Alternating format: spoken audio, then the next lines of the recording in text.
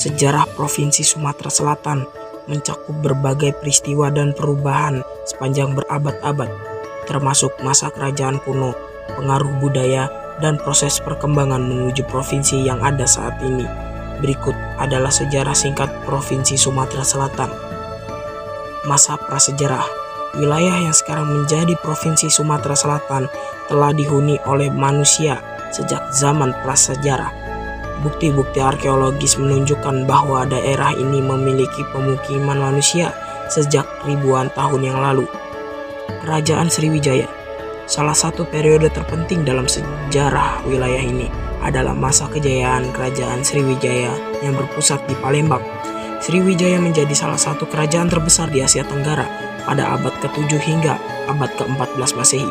Sriwijaya dikenal sebagai pusat perdagangan, kebudayaan, dan agama Buddha. Pengaruh Hindu-Buddha. Selama masa kerajaan Sriwijaya, wilayah Sumatera Selatan terpengaruh oleh ajaran Hindu-Buddha dari India. Banyak prasasti dan artefak yang ditemukan di daerah ini menggambarkan pengaruh agama dan kebudayaan tersebut. Pengaruh Islam.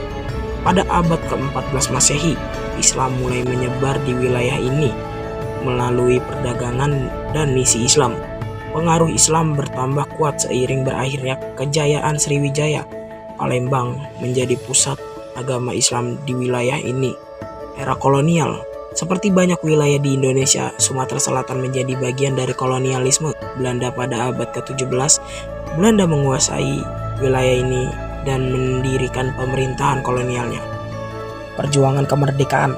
Selama periode kemerdekaan Indonesia dari penjajah Belanda, Sumatera Selatan berperan penting dalam perjuangan kemerdekaan. Pada tanggal 17 Agustus 1945, proklamasi kemerdekaan Indonesia juga dibacakan di Palembang. Wilayah ini menjadi basis perlawanan dan dukungan penting bagi perjuangan kemerdekaan Indonesia. Pembentukan provinsi. Pada tahun 1950 setelah kemerdekaan, Provinsi Sumatera Selatan dibentuk sebagai salah satu provinsi di Indonesia dengan Palembang sebagai ibu kota provinsi.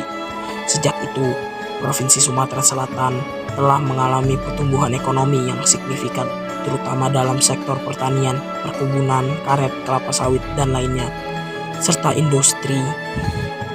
Wilayah ini juga memiliki sektor pariwisata yang berkembang pesat dengan objek wisata alam dan budaya yang menarik.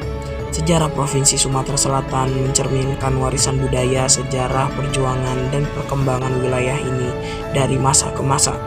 Peninggalan sejarah seperti Candi Muara, Takus, dan budaya Melayu yang kaya masih menjadi bagian penting dari identitas provinsi ini.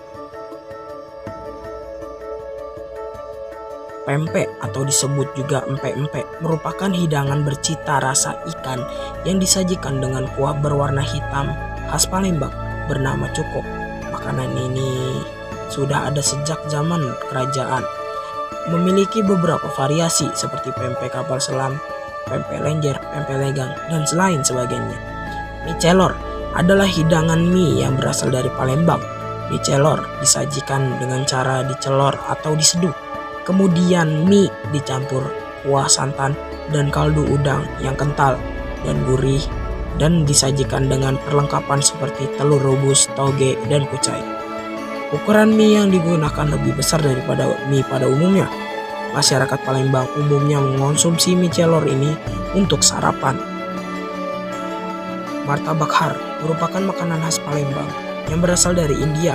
Martabak telur dengan kuah kari yang diberi potongan kentang atau yang spesial dengan daging.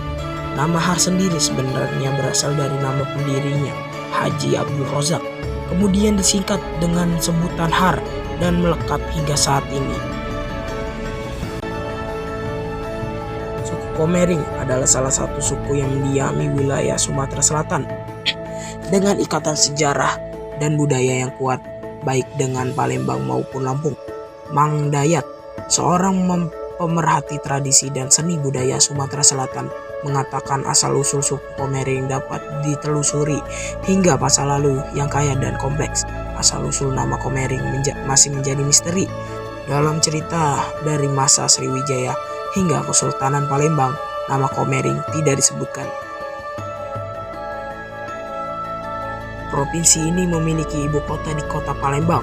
Berdasarkan sensus penduduk tahun 2021, provinsi ini memiliki sekitar 8,5 juta jiwa. Penduduk provinsi ini memeluk berbagai kepercayaan di mana mayoritas pemeluk agama Islam 93,26%, Protestan 3,24%, Katolik 1,19%, Buddha 1,81%, Hindu 1,68%, dan Konghucu 0,01%. Tradisi rumpak-rumpak merupakan tradisi untuk memeriahkan momen keagamaan Islam, yaitu memperingati Hari Raya Idul Fitri dan Idul Adha. Tradisi ini dilakukan secara turun-menurun sampai sekarang. Tari Gending Sriwijaya merupakan tari yang melukiskan kegembiraan gadis-gadis Palembang saat menerima tamu yang diagungkan. Tepak yang berisi kapur sirih, pinang, dan ramuan lainnya dipersembahkan sebagai ungkapan rasa bahagia. Tari Gending Sriwijaya diiringi gamelan dan lagu Gending Sriwijaya. Gending Sriwijaya terkenal di Sumatera Selatan. Kota Palembang juga memiliki kesenian tari, yaitu tari tanggai. Tari tanggai adalah salah satu tarian tradisional untuk menyambut tamu yang berkembang di Palembang, Sumatera Selatan. Tari tanggai dan tari Gending Sriwijaya sama-sama merupakan tari penyambut tamu. Perbedaannya, tari Gending Sriwijaya adalah tari penyambut tamu yang berhubungan provinsi Sumatera Selatan. Sementara tari tanggai diciptakan untuk penyambutan tamu yang berhubungan dengan acara pernikahan dan tamu-tamu yang datang ke kota Palembang. Alat musik tradisional Sumatera Selatan pertama adalah burdah atau gendang oku. Alat musik ini terbuat dari kulit hewan dan kayu nangka. Cara memainkannya adalah dengan dipukul menggunakan telapak tangan di permukaan kulitnya. Biasanya burdah atau gendang oku dimainkan saat upacara adat. Aesan Gede adalah pakaian adat masyarakat Sumatera Selatan yang biasa dipergunakan dalam upacara pernikahan. Penamaan Aesan Gede berkaitan dengan julukan Sumatera sebagai Swarnadwipa atau Pulau Emas. Indikasinya terlihat dari beberapa kelengkapan yang dikenakan, yaitu berupa perhiasan bercitrakan keemasan. Rumah adat Sumatera Selatan bernama Rumah Limas. Ia merupakan rumah panggung untuk tempat tinggal para bangsawan. Rumah Limas berjenjang 5 dengan bermakna 5 emas, yaitu keagungan, rukun, dan damai, sopan santun, aman, dan subur, kemudian makmur dan sejahtera.